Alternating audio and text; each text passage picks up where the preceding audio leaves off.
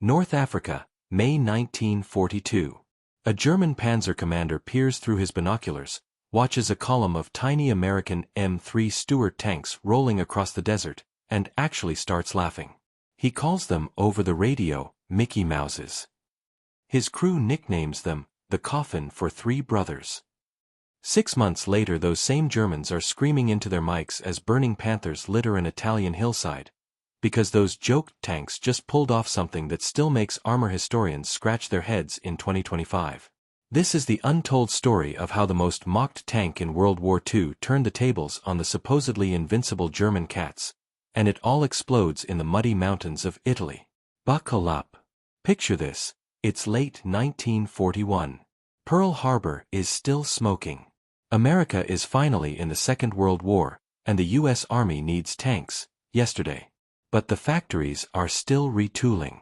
The shiny new M4 Sherman? Months away. So the Army grabs whatever's on the line, the M3 light tank, soon nicknamed the Stuart by the British. 37mm popgun main cannon. Armor thinner than a high school locker door. Top speed? A blistering 36 miles per hour on a good road. Downhill, with the wind behind it. American tankers take one look and groan. Great. We get the go-kart while Hitler's rolling with tigers. Fast forward to Operation Torch, November 1942. First time American tankers fight Germans head-on in North Africa. The very first encounter? A company of fresh M3 Stuarts from the 1st Armored Division runs smack into Panzer IIIs and upgraded Panzer IVs near Tabourba, Tunisia. Result: ugly. 29 Stuarts knocked out in under an hour. Crews bailed out, calling their tanks Purple Heart Boxes. German propaganda has a field day. Radio Berlin announces, the American light tanks proved no match for even our oldest Panzers. Rommel himself writes in his diary, their equipment is laughable. You can almost hear the laughter echoing across the Atlantic. But here's the thing nobody in Berlin is paying attention to. American crews are learning fast. And the Stuart, for all its flaws, is stupidly fast, stupidly reliable, and can turn on a dime. Qualities that mean nothing in the wide open desert, but everything in the narrow, twisting mountain passes of Italy. September 1943. Operation Avalanche. Americans hit the beaches at Salerno. The terrain ahead? The freaking Apennine Mountains. Roads barely wide enough for a jeep. Bridges built when Caesar was still in diapers. The Germans do what they always do. Fall back to the Gustav Line, seed every valley with Panthers and Tigers, and dare the Allies to come get them. Shermans are finally arriving, but they're too heavy for half the bridges. Tigers sitting on reverse slopes laugh at the Sherman's 75mm. So who gets sent forward again and again? You guessed it, the Mickey Mouse tanks nobody wanted. Enter the forgotten heroes, the independent tank battalions. Units like the 760th, 755th, and especially the 751st Tank Battalion, almost entirely equipped with M3S and the slightly upgunned M5 version. These guys aren't attached to big armored divisions. They're rented out company by company to infantry divisions that are bleeding out trying to take one hill after another. And something crazy starts happening. December 1943, outside the little town of San Pietro in Fine. German Panthers from the Hermann Göring Division hold the high ground. An infantry lieutenant is told, sorry, only tanks available today are Stuarts from C Company, 751st. He throws his helmet on the ground. We're dead. What happens next gets written up in after-action reports that stay classified for 50 years. 5 M5 Stuarts, call signs Cobra King, Cobra Queen, and 3 others, creep up a goat path the Germans never bother to mine because no sane tank should fit. They pop over the crest at 40 miles per hour, right behind the Panthers who are looking the wrong way. 37mm guns can't penetrate the front of a Panther. Everyone knows that. But at 50 yards, into the ass? Different story. 4 shots. 4 engine deck penetrations. 1 Panther brews up so hard the turret lands in the next valley. The 5th Stuart gets brewed, but the other 4 reverse down the goat path like it's a damn video game. German commander radios division in panic. Amerikanisch liked Panzer in unserem Rücken. Translation: the Mickey Mouses are behind us. Comment section: I already know what you're typing. 37mm couldn't knock out a Panther. You're half right. It couldn't from the front. But these crews figured out the Panther's one dirty secret: that rear engine deck armor was only 16mm thick, basically a steel raincoat. And the Stuart's little pea shooter firing HVAP rounds at point-blank range turns that raincoat into confetti. The 751st starts doing this everywhere. They nickname themselves the Ghost Battalion because they appear where no tank should be. German infantry start calling any sudden explosion ein Gespenst, a ghost. But the real fireworks are still coming. Because the Germans are about to throw their brand new Panther battalion straight off the train into a narrow valley called the Rapido River. And the Americans are about to do something so ballsy that even British liaison officers write home saying, "These Yanks have lost their minds." But what nobody in 5th Army HQ knows yet is that one American tanker has just come up with a plan so insane it will make the entire Wehrmacht question everything they thought they knew about tank warfare. And when the sun comes up tomorrow, the Rapido is going to run red. January 20th, 1944. The Rapido River Valley, just south of Casino. It's cold. It's raining. And the U.S. 36th Infantry Division, the Texas Division, is about to get chewed to pieces trying to cross a river the Germans have turned into a kill zone. 2 regiments are cut to ribbons in 48 hours. Over 2,000 casualties. Everyone knows the only way to suppress the bunkers is tanks. But Shermans can't cross the river. The one bridge still standing collapses under anything heavier than 20 tons. So guess who gets the suicide mission again? C Company, 751st Tank Battalion, 13 M3 Stuarts. The company commander, Captain Charles M. Wilkinson, is 28 years old. He's from Oklahoma. He's sick of watching infantry die because real tanks can't get there. So he does something that violates every single page of U.S. Army tank doctrine. He splits his company into 3 tank platoons and tells them, "We're not going to fight like tanks. We're going to fight like cavalry." Midnight, January 21st. While the Germans are busy massacring the next wave of American infantry downstream, 3M5S under Lieutenant Bill Drake slither across a ford nobody thought was passable. They kill their engines, coast the last 200 yards in neutral, and park literally 30 feet behind a row of Panther turrets that are facing the river. The Germans are so focused on the infantry crossing they never look behind them. Drake's gunner whispers over the intercom, "Which one first, sir?" Drake: "All of them. Merry Christmas." 3 Stuarts open up at the same time. 11 rounds fired in under 10 seconds. 6 direct hits into rear engine decks. 3 Panthers are on fire before the Germans even know they're being shot at.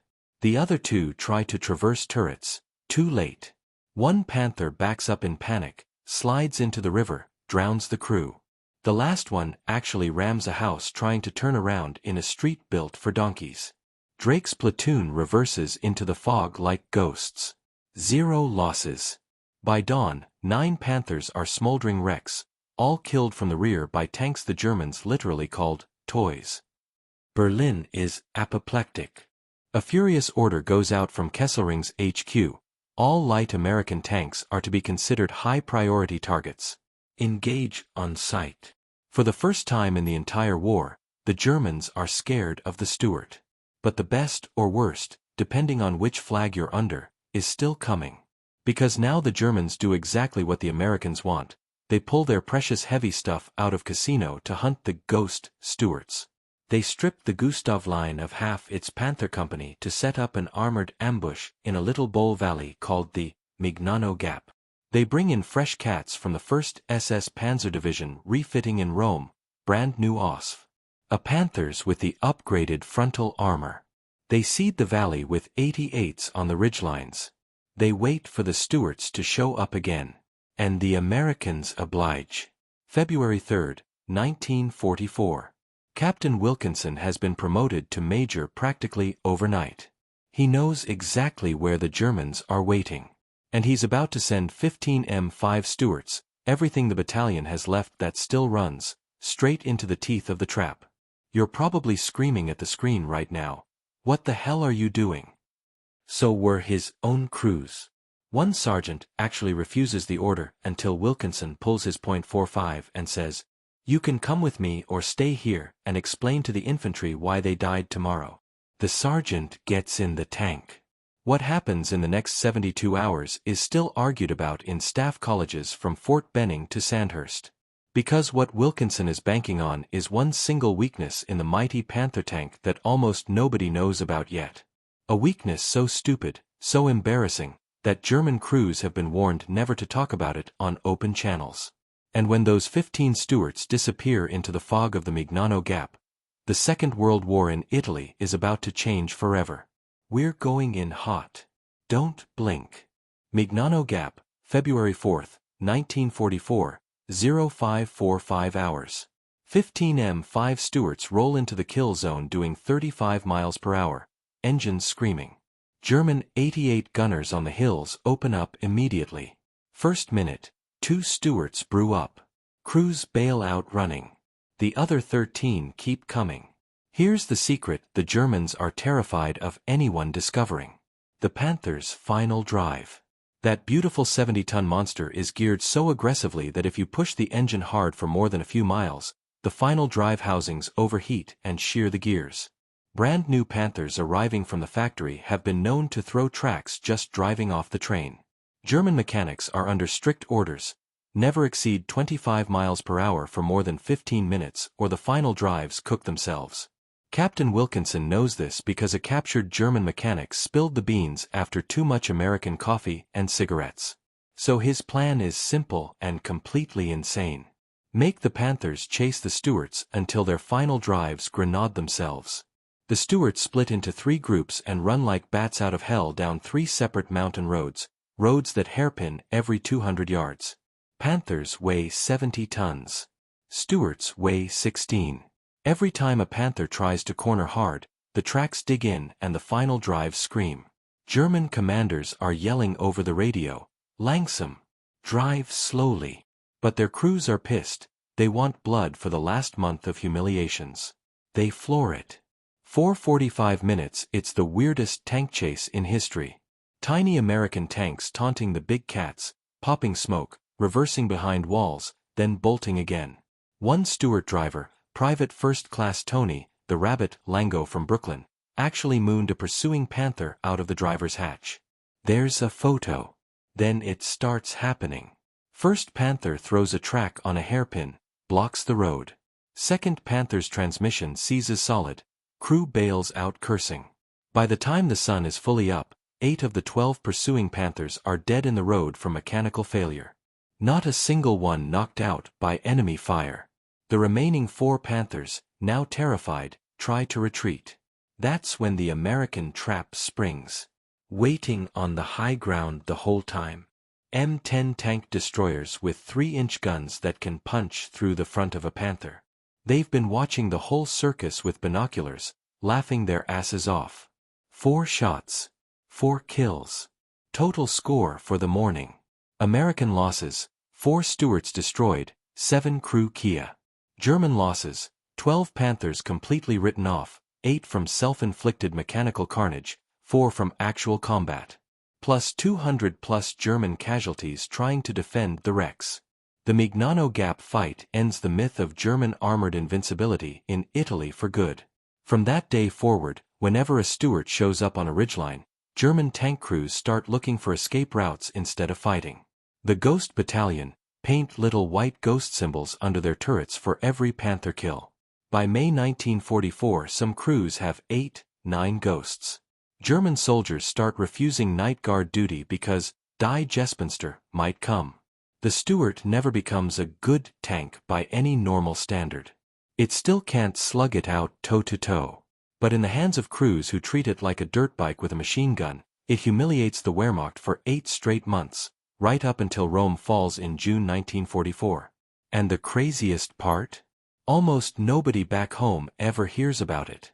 Because while this is happening, D-Day steals every headline. The Mickey Mouse tank dies quiet, forgotten in olive groves and mountain passes, crews never getting the parades they deserved. So here's the final question I'm leaving in the comments to start a war. Was the M3/M5 Stuart actually a terrible tank? Or was it the perfect weapon for the one place the Germans never thought they'd have to fight fair?